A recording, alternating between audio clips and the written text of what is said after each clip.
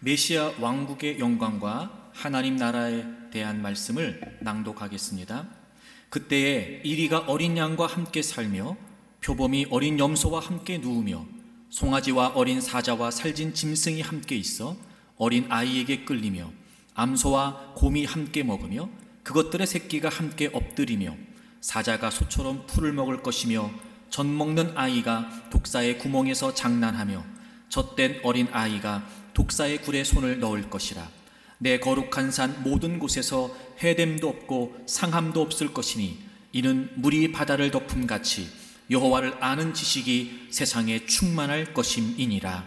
아멘. 또 내가 새 하늘과 새 땅을 보니 처음 하늘과 처음 땅이 없어졌고 바다도 다시 있지 않더라. 또 내가 보매 거룩한 성 새 예루살렘이 하나님께로부터 하늘에서 내려오니 그 준비한 것이 신부가 남편을 위하여 단장한 것 같더라.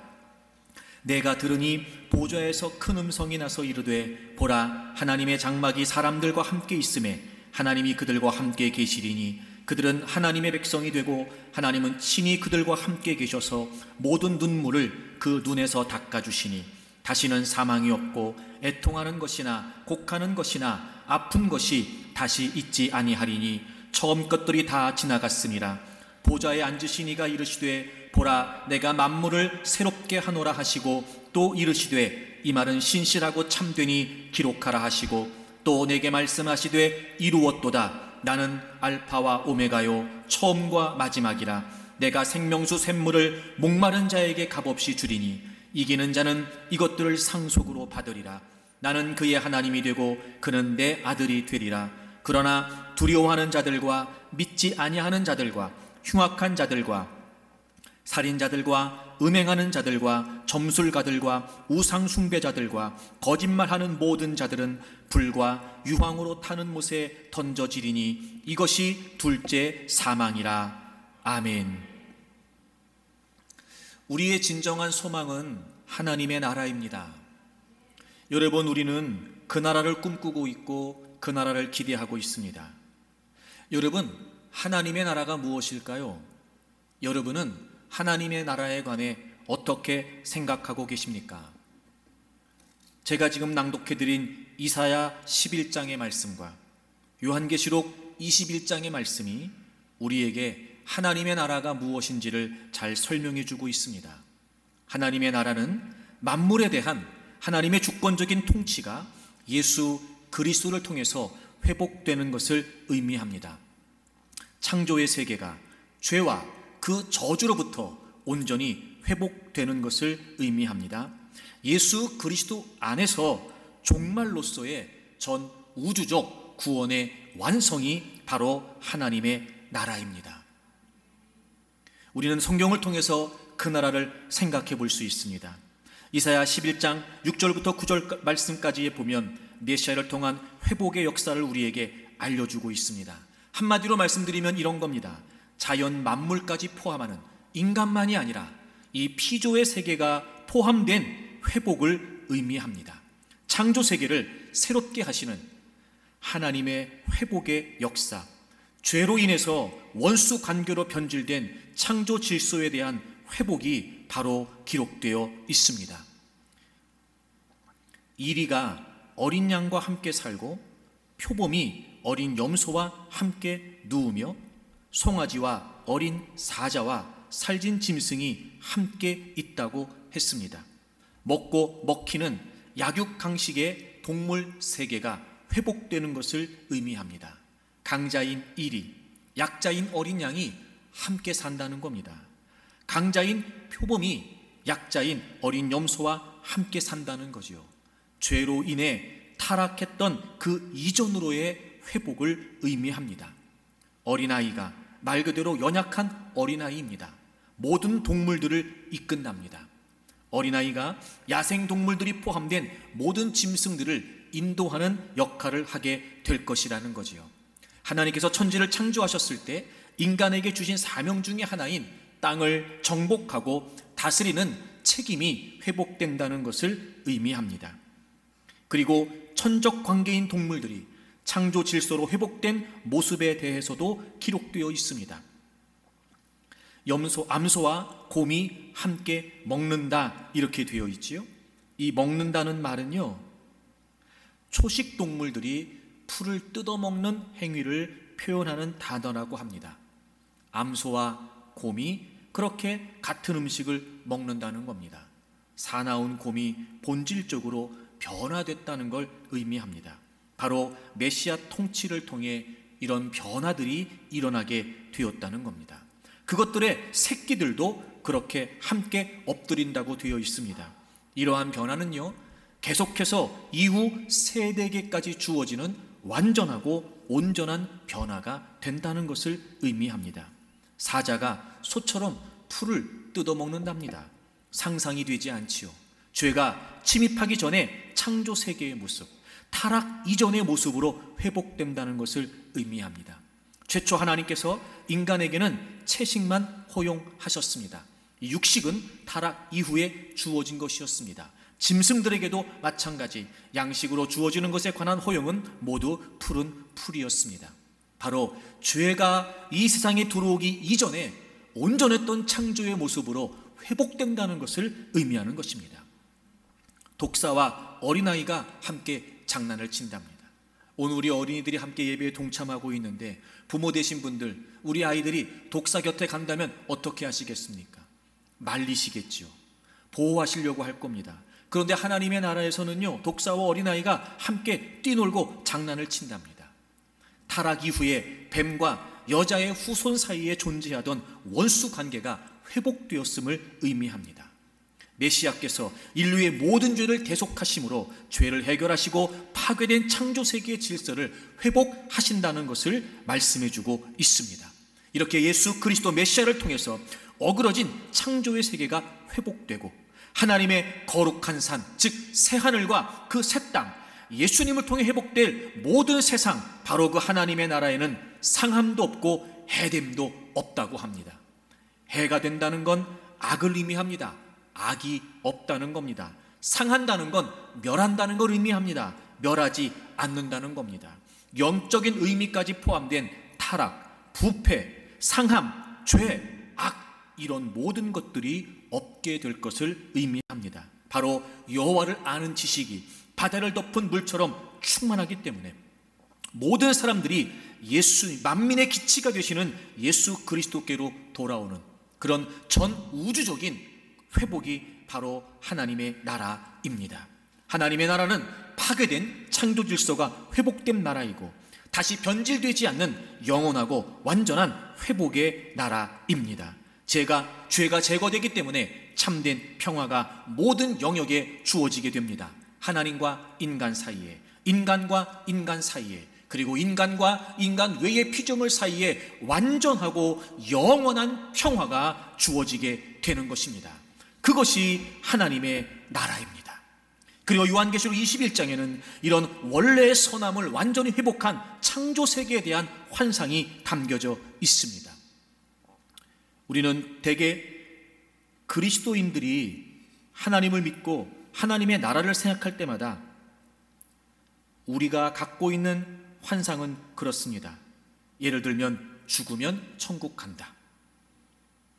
우리가 어디를 가서 이 땅을 벗어나서 인간 영혼이 영원히 거할 영화된 하늘로 가는 것을 상상할 때가 있습니다. 하지만 성경은 우리에게 그렇게 알려주지 않습니다. 그리스도인이 이 세상을 갑자기 떠나서 하늘에서 영적인 존재로 영원히 살아가는 그림을 그리지 않고 있습니다. 요한계시록도 그렇습니다. 신약성경 전체도 그렇습니다. 바로 이 구원이라고 하는 것은 새하늘과 새 땅에서 하나님의 창조 세계가 회복되는 것임을 보는 것입니다. 새하늘과 새 땅이 처음 땅과 처음 하늘은 없어졌고 바로 하나님으로부터 내려온다고 요한계시록 21장은 기록하고 있습니다. 그러므로 하나님의 구속을 받은 우리 모두는 이 회복된 세상에서, 즉 죄와 죄의 영향력이 완전히 사라진 새로운 창조 세계 안에서 이제 우리도 신령한 몸, 온전한 몸으로 부활하여 살게 될 것입니다. 그것이 바로 하나님의 나라입니다. 우리가 소망하는 하나님의 나라, 우리가 꿈꾸는 하나님의 나라, 우리가 기대하는 하나님의 나라는 바로 이런 의미를 갖고 있습니다. 그런데 성경은 이 하나님의 나라 이전에 반드시 주어질 현상 세 가지를 언급하고 있습니다. 첫째는 예수님의 재림입니다. 둘째는 죽은 자들의 부활입니다. 몸으로의 부활입니다. 셋째는 바로 모두가 예수 그리스도의 심판 앞에 서야 된다는 겁니다. 재림, 부활, 심판. 땅끝까지 복음이 증거되면 예수님은 다시 오십니다. 분명한 사실입니다. 확실합니다. 예수님은 다시 오십니다. 그리고 예수님이 재림하시면 우리 모두는 몸으로 부활하게 됩니다. 그리고 이제 둘 중에 하나의 영원한 운명을 가지게 될 것입니다. 새로운 창조 세계의 삶에 참여하는 사람들이 있을 것이고, 최종적인 진노, 즉 둘째 사망, 영원한 형벌에 처해지는 사람도 있을 것입니다. 주님이 다시 오시면 주님은 심판하십니다. 구원자로 오셨던 그분께서는 심판주로 다시 오십니다. 주님이 다시 오시는 그날은 최종 결정의 날이고 최후 결산의 날입니다. 그리고 우리의 영원한 운명이 그날 결정됩니다. 앞에서 설명드렸던 그 하나님의 나라에서 새로운 삶을 살게 될 것이냐, 영원한 완전한 삶을 살게 될 것이냐, 아니면 영원한 형벌이 되는 둘째 사망에 처하게 될 것이냐. 그러므로 우리가 정말 하나님의 나라를 꿈꾼다면 먼저 우리는 예수 그리스도를 믿는 믿음을 분명히 해야 될 것입니다. 구원의 이름은 오직 예수님 한 분이십니다. 그 어떤 것으로도 우리를 우리의 죄에서 구원할 수 없습니다. 예수님이라는 이름의 뜻이 무엇입니까? 자기의 백성들을 그들의 죄에서 구원한다. 여러분, 예수님은 구원자, 우리를 죄에서 구원하실 수 있는 유일한 구주이십니다. 그러므로 우리는 그 예수 그리스도를 믿지 않으면 구원받을 수 없습니다.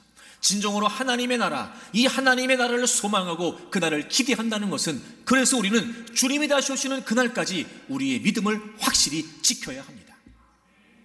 그리고 또 하나, 우리만 가면 되겠습니까? 우리가 꿈꾸는 하나님의 나라, 우리가 기대하는 하나님의 나라, 여기 있는 저와 여러분만 가면 되는 걸까요? 여기 없는 여러분의 가족들은 어떻게 할 겁니까? 아내와 남편, 부모와 자녀, 형제들, 친지들, 여러분, 그들이 영원한 형벌, 둘째 사망에 처해지는 것을 두고만 보실 겁니까? 우리가 정말 하나님의 나라를 꿈꾼다면 우리는 그 나라가 정말 좋고 아름답고 영원하고 평화와 행복이 있는 나라라는 사실을 우리가 안다면, 여러분, 우리는 우리만 가려고 할 수 없습니다. 우리가 사랑하는 그들, 지금 우리와 함께 삶을 살고 있는 그들, 여러분, 그들을 결코 외면할 수 없습니다. 정말 하나님의 나라를 꿈꾼다면, 믿는다면, 소망한다면, 여러분, 하루라도 빨리 그들의 영혼이 구원받기 위해서 우리는 우리가 할 수 있는 최선의 일을 감당해야 될 겁니다. 대강절 첫째 주일 예배를 드리면서 우린 다시 오실 예수 그리스도와 그리고 그분의 통치가 온전히 회복되는 그 나라를 꿈꿉니다. 저는 여러분에게 이렇게 말씀드리고 싶습니다. 더 늦기 전에 여러분의 가족들, 여러분의 형제들, 여러분의 친지들, 빨리 예수 그리스도를 믿을 수 있도록 무엇보다 그들의 영혼을 위해 기도하고, 그리고 그들에게 어떻게 해서든지 예수 그리스도의 복음을 전하셔야 됩니다.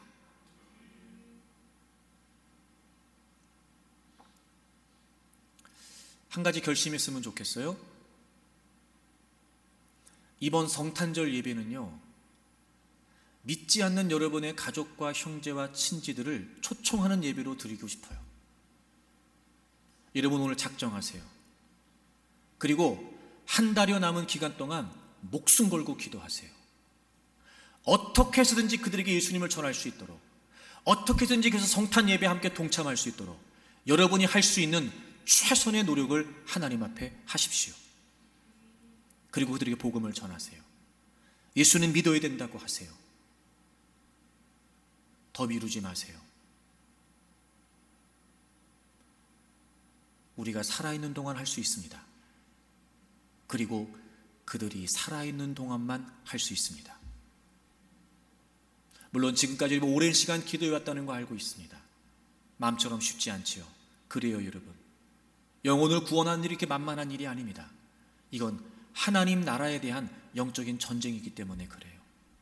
하지만 우리가 여러분 포기할 수 없는 전쟁입니다. 왜냐하면 우리가 그들을 너무나 사랑하기 때문에 그렇습니다. 그러니 여러분 작정하세요. 결단하십시오.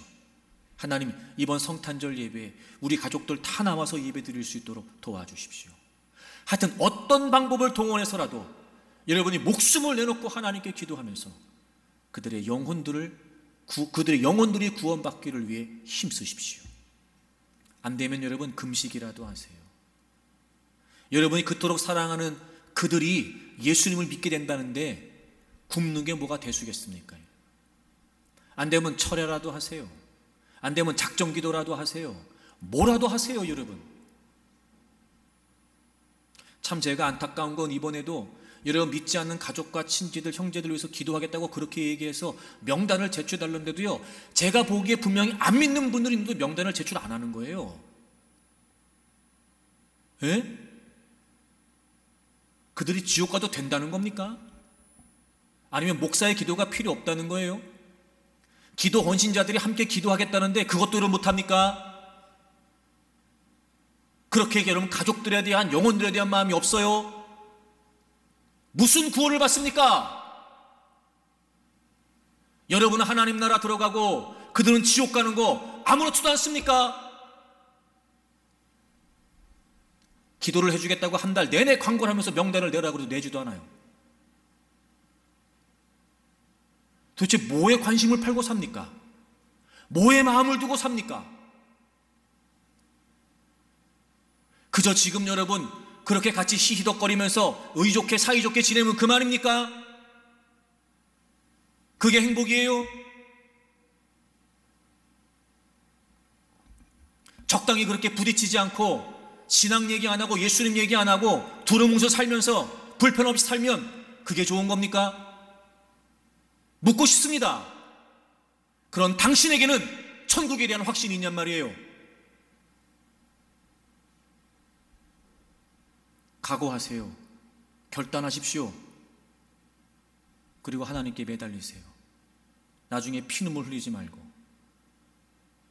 어떻게 해서든지 내가 사랑하는 나의 가족들, 아내와 남편, 부모와 자녀, 형제, 자매, 친지들 하나님 제가 전도하겠습니다. 그리고 여러분 오늘 대강절 첫째 주일을 지내면서 결심하고 성탄절 예배 드릴 때 정말 우리의 가족들이 다 같이 나와서 하나님을 예배할 수 있도록 여러분 남은 한 달여 기간 동안 여러분이 기도하고 복음을 증거하고 사랑으로 섬기면서 힘쓸 수 있기를 바랍니다. 올해가 가기 전에 여러분이 오랫동안 기도했던 그 기도의 제목, 여러분의 가정에 구원의 역사가 있기를 바라고 모든 가족들이 함께 예배하는 감격스러운 날이 주어지기를 바라고 여러분의 가문이 거룩한 하나님의 가문으로 세워지는 일에 여러분의 눈물, 여러분의 땀, 여러분의 기도가 아름다운 결실로 맺어지기를 축복합니다.